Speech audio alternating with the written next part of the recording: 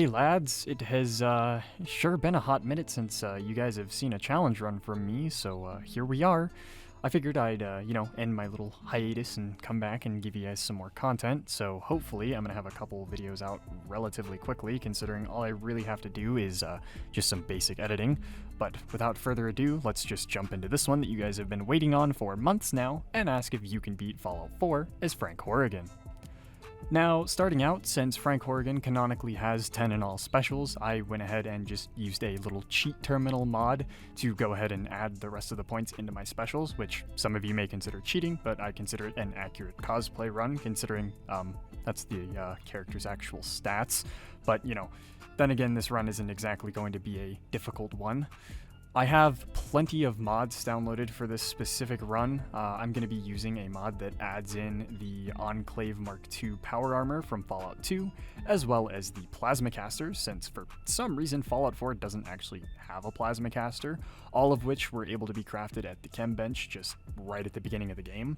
Now, I did start out with this really basic, semi-auto explosive plasma caster to begin with, but eventually I decided that I wanted to switch to a different style of plasma caster because canonically Frank Horrigan's boss plasma rifle that he uses in Fallout 2, he can fire in bursts, and it's more like a plasma Gatling gun than it is an actual plasma caster, which I just decided to go ahead and switch to eventually, so you'll see relatively soon that I ended up switching to a more Gatling gun style plasma caster, and I did debate going back to the semi-auto one during the run, but I just felt like the more Gatling gun style one was more accurate to the character, and I didn't really spray heavily with it. I tried to fire it in short little bursts because that's actually what Frank Horrigan's attacks are in Fallout 2 whenever you fight him as a boss, so I figure it would fit the character the best.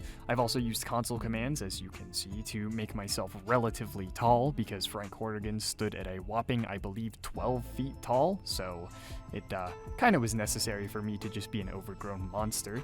Now, I know what a lot of you are thinking, and you're going to question why I'm not doing the new Enclave questline added by the next-gen update in Fallout 4, and I have one very simplistic reason for that, and that is that I never updated my Fallout 4 to the next-gen update. I simply did not feel like breaking the 300 and something mods that I have installed in this game, and having to go through the process of re-downloading everything, finding what works, finding what doesn't work, finding new mods, so I just went ahead and did an update. It is kind of a shame that I won't actually be able to do that and get, the actual Enclave stuff that's going on with that new little update, but I'll just have to make do with what I got. This run is definitely just meant to be more entertaining than anything, honestly, because I'm just kind of going around as an unkillable machine, just slaughtering everything. I'm sure I could have probably added some more mods to make this run a little bit more accurate. I know that I believe there's some playable super mutant mods and stuff with the Fallout 4, but I really just didn't want to risk trying to figure out what power armor mods I could work with that would, allow me to have Enclave power armor and then be able to play as a super mutant, and there's just, a lot of little dynamics that I'd have to kind of adjust and get working, so I just kind of cobbled together some basic stuff instead, just because I didn't really want to break the game. Now, of course, at this point I've already done pretty much all of the early game stuff, and I'm heading off to Fort Hagen to deal with Kellogg. I did spend some time slaughtering basically everything outside, considering I am a one-man war machine, and everything that is in my way deserves to die because they are enemies of the Enclave, and that got me thinking as to who I'm going to side with later in the run. I kind of wasn't really sure at this point. I eventually figured it out, but I wasn't sure if I wanted to maybe do another Enclave mod and kind of enclavify, if that's even really a word. It surely isn't, but it's the best word that I can use to describe the process. But I didn't know if I wanted to turn the Minutemen into a bunch of Enclave soldiers, because I'm sure that there's mods out there that can do that. I didn't actually look into that, but that could have been an option. But for the most part, I was mostly leaning towards siding with the Institute, just because they're kind of the big bad guys of Fallout 4, and they're the ones that kind of eradicate all the other factions. Obviously, the Brotherhood isn't an option, and I don't think Frank Horrigan would be too partial to helping the Railroad, so that only really left me with the Minutemen and the Institute.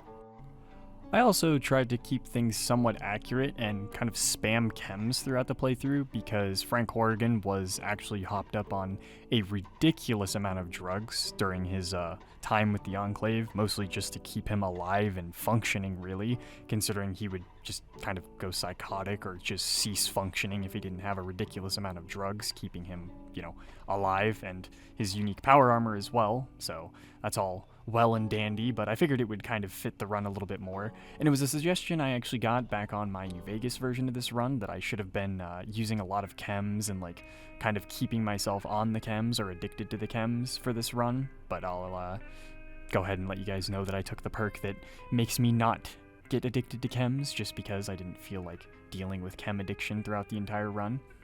After I went ahead and killed Kellogg and dealt with Fort Hagen and all that, I needed to go to Good Neighbor, and on my way there I just decided to stop and go ahead and eradicate the Railroad while I was there.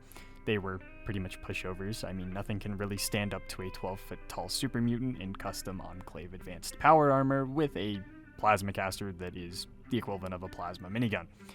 After that, I just went ahead and went to Good Neighbor to deal with all of the Kellogg's memory bullshit, which none of which I ever really care about. I've been through this so many times at this point that I just kind of wander through it and then sit there AFK, so we're just going to skip over it. I will say it's very entertaining throughout the entire run whenever I have to speak to people, because I just see my character and it's always pretty hilarious just seeing me looking down on everyone. I did go ahead and get into something stupid while I was in the Glowing Sea, because Frank Horrigan was known for ripping a Deathclaw in half with his bare hands, so I decided to fistfight a Deathclaw that I saw. This was going all well and dandy until a second one had to come over and ruin the fun and join the fight. Meanwhile, some bugs were also annoying me throughout the entire thing, and I figured if I have to, get double teamed by two Deathclaws, that I no longer have to play fair, so I whipped out the Plasma Caster and just sent them both packing because I wasn't really feeling like fistfighting two Deathclaws. I will say I do fistfight something else later in the video, which is kind of entertaining. I stopped by the Crater of Adam, got information on Virgil, and then just headed off to Virgil's cave. This is, typical shit. I go get the information about the Courser from Virgil, and then we gotta go to Green Tech Genetics, which is just more slaughter. I really didn't deal with anything challenging on this run. There were some times where I actually died, but it's mostly due to enemies having modded weapons that are highly unbalanced that just, two-shot me. So, we're just gonna pretend that those don't happen. I know earlier in the run I got absolutely macked by some guy with an alien blaster, so that was fun. A little accident happened up top with the Courser. There was some unnecessary casualties, so we're just gonna look past that and just say that it was an OSHA violation or something up there.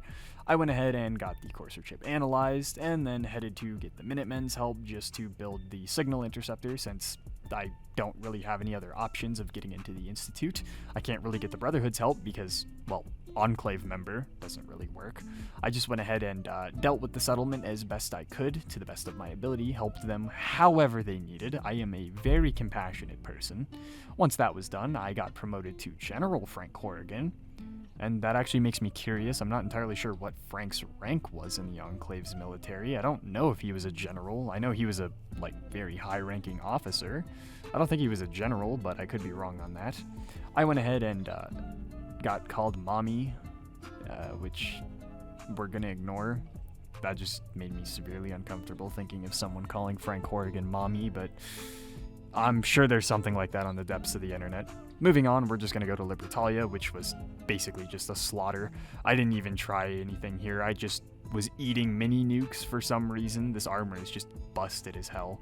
I think a mini nuke did 120 damage to me or something. Granted, it didn't land on me, but if you weren't in full power armor, I doubt you would survive being that close to a mini nuke, unless maybe full endgame marine armor from Far Harbor or something could survive that. I'm not sure. Maybe with all the explosive resistance mods on the armor. Now I just want to go and test mini nukes on myself to see if I can survive shit, but that's just the ADHD talking. I just get random stupid ideas, and then I go and do videos like this where I'm just wandering through the game as a 12-foot super mutant in power armor slaughtering everyone. So, that's great. We love ideas like this just popping into my head. It's the benefits of being a YouTuber. I just get to do stupid shit like this, and then other people can make fun of me for it. Anyways, with Libertalia pretty much handled, there wasn't a whole lot left for me to do except some more dialogue, and then go deal with the Battle of Bunker Hill, which never really is that difficult, although I have pissed off pretty much all of the factions at this point except for the Institute, so that's lovely. We're just going to make even more enemies here, because I'm going to slaughter all the Brotherhood members that I can while I'm there. I ran into a legendary fog crawler, which got touched inappropriately on my way there. Found a pretty unique little sniper rifle here. Kind of makes me want to do a legendary only playthrough, but I know that has been done before, and I don't like the idea of copying other videos. Like, I get that not every video idea is like original, and it's, you know, easy to copy people. And it's not exactly copying as long as you're like putting your own twist on it, or with a game like Fallout, your runs are going to be vastly different.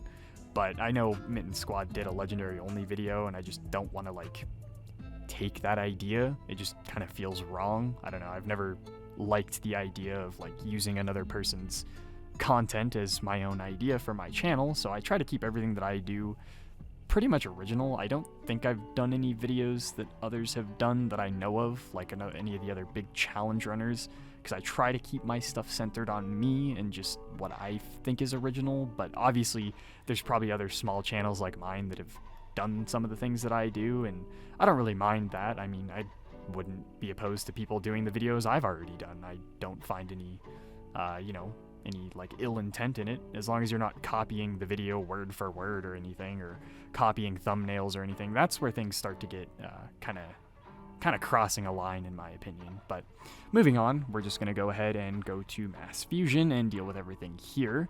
This was pretty easy. I was actually able to run in and not get absolutely irradiated into the ground as soon as I grabbed the Beryllium Agitator, which was lovely. I survived a sentry bot exploding on me, and then I decided to fistfight both of the Assaultrons. I don't know why I thought this was a good idea. I thought it was entertaining. It took me like 10 minutes to kill both of them because they just kept blocking my attacks, and then Ali somehow found a flamethrower somewhere and started just burning things to death. After that, it was pretty much just more boring dialogue stuff, you know, typical things for the Institute. Radio this, go pick up some old dude in a house that, kill some gunners. Pretty typical stuff. Go off to Diamond City, put all the levers and dials and tubes and whatnot in the thing, and then I got to go back and reinstate the Beryllium Agitator into the nuclear power plant so that we could have infinite power. After that, it was pretty much just me going and dealing with the Brotherhood. That was the last obstacle of the game, and that's all I really had left to do. So off to the airport I went, where everything got slaughtered.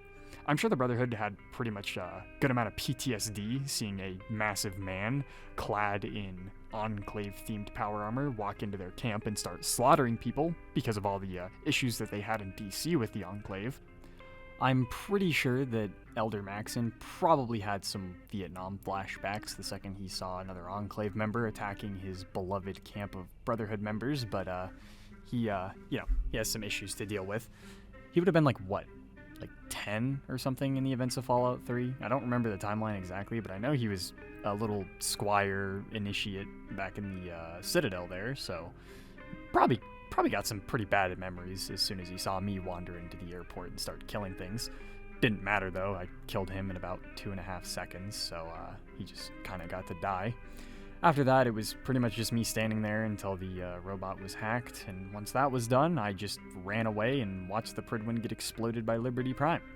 Honestly, this looks really good with the little lighting and weather overhaul mods that I've got. It just looked absolutely fantastic watching this happen. But with that, I pretty much beat Fallout 4 as Frank Horrigan. As always, I hope you guys enjoyed the video. If you guys have any suggestions, go ahead and leave them down in the comments below. I love ideas for runs and everything. I actually got this and the New Vegas Frank Horrigan run as suggestions in my comments, and those videos were really fun to play, so give me some stuff I can do to either have fun or torture myself. Either one works. But I appreciate you guys for sticking around and supporting the channel. Even on my hiatus, I've still managed to get subs and views and everything, which I appreciate you guys so much for. But as always, I hope you guys have a wonderful rest of your day.